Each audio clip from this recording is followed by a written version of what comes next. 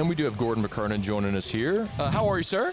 I am. I'm tired, but you know, good. Well, we appreciate you making the effort and jetting around town. I did. I was actually out of town playing in the golf tournament this morning in Texas, and flew in and then went to your studio and was sitting around, and I went to the wrong place. Sorry about that. That's all right. That's my bad. It's poor communication all the way around. No, it's not you. We're glad to have you. My side. Hey, there's so much I want to cover with you, and we got a couple of segments here. I mean, the show's ended in 22 minutes, but let me start, if I could, just with your reaction to the decision to fire Brian Kelly and commit to the buyout, which I think you and I and everybody's talked about for 4 years, about that massive number and how untenable that was going to be. Just reaction whenever you heard that was the decision they were going. Yeah, well, I think it needed to happen. We were losing money either way, right? The one way we're losing money on the field with Brian Kelly and all those things. The other way we're losing money doing the buyout. But the brand was getting damaged. You could feel it, right? Being in the stadium, talking to people. He wasn't as committed. My players, at least, were telling the guys on my team, would tell me, I don't really know him. He doesn't spend time with us. So there was damage to the football brand, which then damages the LSU brand. And I think that's what happened on that Saturday night when we come in here and they came in here and just whipped us. And you're seeing empty suites, empty seats. There's no energy there. And it looked like BK didn't care. And I think he had just kind of checked out, and he's got his paycheck. And you can't have someone who's not motivated. I was telling someone the other day, Saban had to win. He couldn't lose. BK didn't have to win. It was nice if he won, right? But think about it. Think about the intensity and the difference that you see time in, time out. And that was the difference. I think everybody finally came to that conclusion, said, we can't do this any longer. When that Sunday played out, well, go ahead. Wait, you're laughing. Now tell me. That was a wild day. That's all I can tell you. What was Sunday like for you? I know what it was like for me. Yeah, I got a call from the governor that morning on something. Have you heard? I'm like, no, Governor, I haven't heard that yet. And from there, just started making all my contacts and started piecing things together. The meeting, and Scott was there, and what the board say, and was he fired, not fired? It was a crazy day. And then had to be summoned up to the mansion after that, for some talks, because, Governor knows I'm a big supporter of LSU and NIL, and keep my thumb pretty close to it. And it was an interesting 24 hours. So you were, you just disclosed, so Gordon was at the meeting with the governor, with Scott Ballard. There's a handful of other folks that, if they want to be named, they can at another point. But you were there. Can you, from your perspective, describe, this was the meeting about the buyout that the governor talked about on this show a week ago. Right. Can you describe what you took away from those conversations? Yeah. Well, the first thing is that the governor wasn't involved in the firing, right? He didn't say, we got to go fire him, because that had already happened that morning to Scott and Coach Kelly's meeting. This was about, where are we? All right, he had legal there, he had athletics there. He was just trying to get brought up to speed on, where are we? What can we do? What are we going to do with the buyout? Should we buy it out now? Do we just kind of put it over there? What about our new coach? So it was very much an information gathering session, and the governor is very good at probing and asking questions and getting information back. So that's what it really was, is a question and answer. Let's assess where we are. Let's make some good decisions. And that's pretty much the overall theme of that. Can you give us any insight into the buyout talks? Because there's been a lot of information. I asked the governor this a week ago, and he shed some light. He said, they hadn't reached an agreement. There wasn't one person who agreed to pay the whole thing. I think there had been some of that. He said, in front of the show, so where are things with that, as best as you know? Yeah, so any contract, right? So if I hire you, right, and I say, all right, Matt, I want to hire you for the next year to do 12 shows, and here's what I'm going to pay you. We sign it and I agree to it. And then 6 shows in, I go, well, no, it's really not working for me, but I'm going to continue to pay you every show for the next 6 months, right? I can do that, but we might come back and try to buy you out for a little less without you having to do everything. And I think that's what's being explored right now. The option to reduce the payment is still there, but the option just to pay Coach Kelly out under the next 6 years is still there as well. So they're not rushing. They're and I appreciate they're being very deliberate in how they're approaching this. And these coaches want that big paycheck right away. And I kind of like it. I kind of like no, we're going to take our time. We're going to figure this out, and you'll see what happens later. And that's uncertainty. And anytime in negotiations, you don't want uncertainty on your side. It's the way I kind of compared it. It was like if you win the lottery, do you want the lump sum or the annuity? Correct. The lump sum's going to be less, but you get it all right now. Yeah. And that's kind of maybe where LSU is hoping that Brian Kelly would take less, but less now. Do you think that if need be, that LSU could supporters could pull together that money to make the lump sum payments if they want? It depends on how big the lump sum payment is, because I think this governor is very intentional about not rewarding mediocrity. And it bothers him at his core, as it should. He likes winners. He likes programs that win, people that win. That's who he is. So he will. I'm not saying he's going to get all involved, but that whole aspect of just a big check will give heartburn to people on the board and people in Louisiana. I think he's very aware of that. The other thing that is important to note, though, and John Carmouche said it last week, is that again, this is not going to be taxpayer dollars. I think we're beyond that. We understand, Correct. like everyone understands. I understand by the letter of the law what the governor was trying to say, but I think we also understand why he was going that direction. And so there's Gordon McKernan's with us on site here at Court's Table. The other part of last week's craziness was that Scott Woodward and LSU mutually agreed to part ways. How do you feel about that decision? Yeah, I'm sad about it. I expressed my concerns to the governor on it. I think Scott Woodward's a great person, a man of integrity, a man of honor. And I think he was really good at his job. I mean, the 6 championships, the hiring of Brian Kelly, and that day during the meeting, it was reset for the governor, was not Scott Woodward alone. I mean, there was a search committee. There was multiple people involved recommending to the board. And Scott was just carrying out what the board's directive was, right? So we're down to these 3. Here's what we can do. What do you want me to do type thing?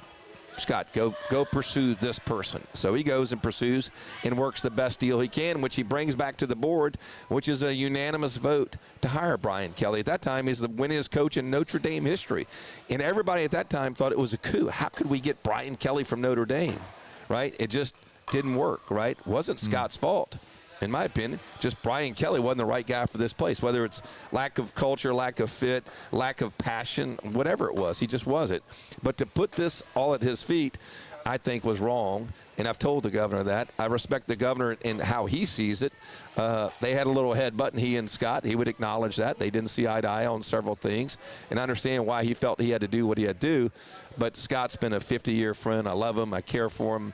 Wish him nothing but the best and the next part of his life. Yeah. I'm glad you said that, because I think there's I disagree with Governor Landry as well on the Scott Woodward front. I think Scott Woodward is an outstanding athletic director, and I think removing him or parting ways is a mistake. Just my opinion.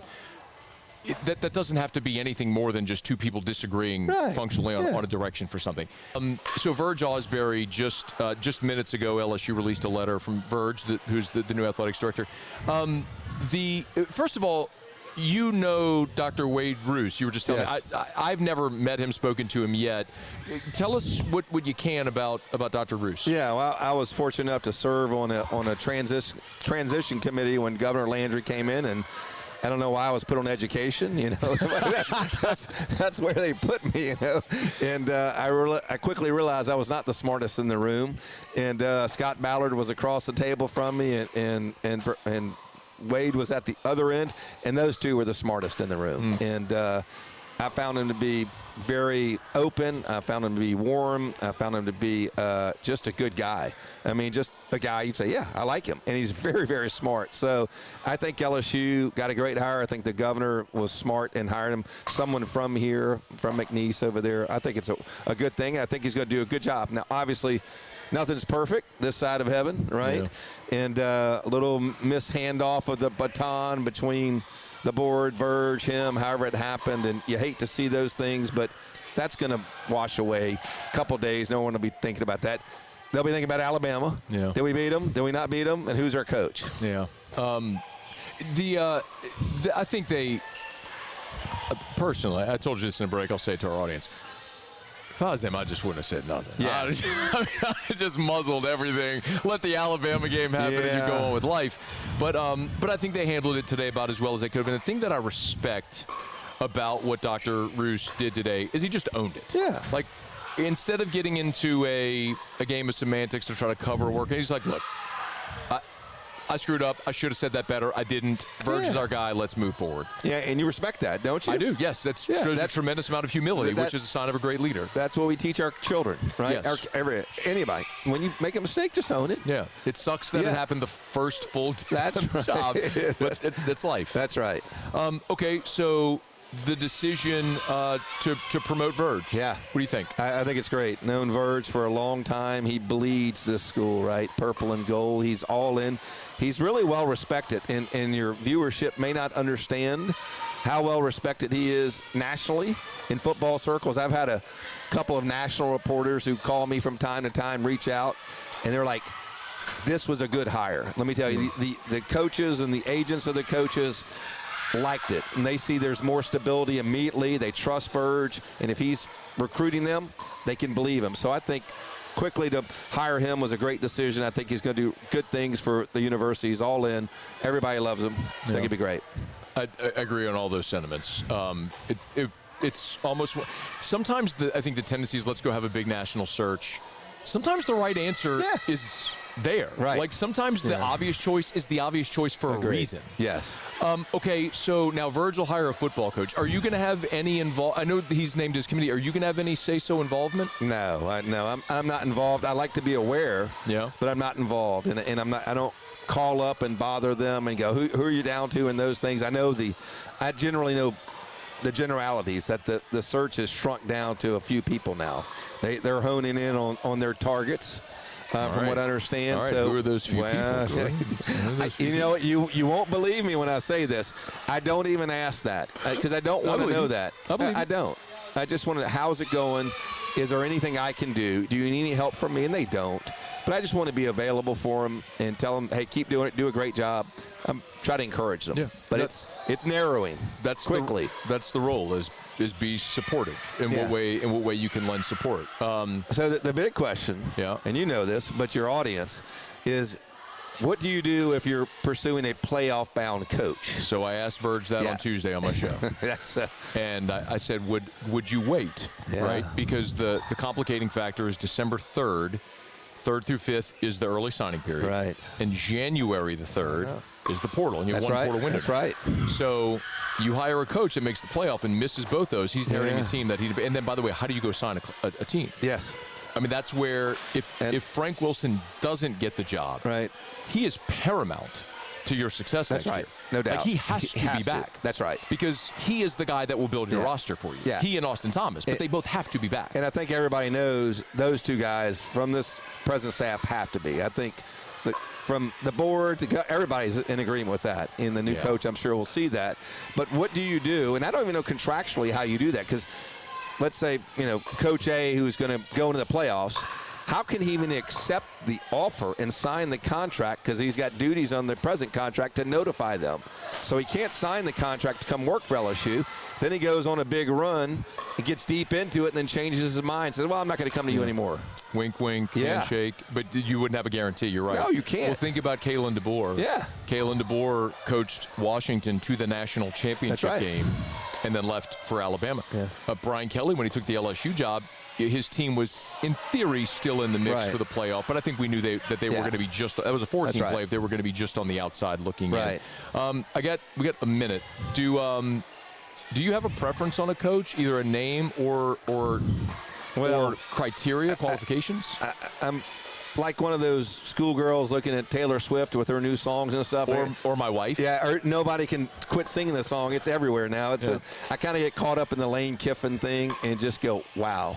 What would that be like? Yeah. Just the whole show, the energy, the play calling, all of it. It would just be – it would be – I can't use the word, though. It could be a blank show or it could be just the show, right? You don't know, but, man. Please don't say – I can't say that, the blank show or the show, but it would be, just when you watch the guy, there's just something different. He relates to the present culture of athletes, right? Yeah. He's the master on social media. He can recruit.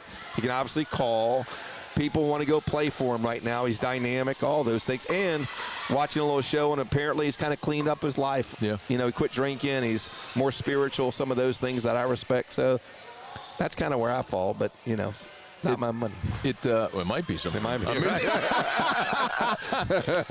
oh, man. It might be your money.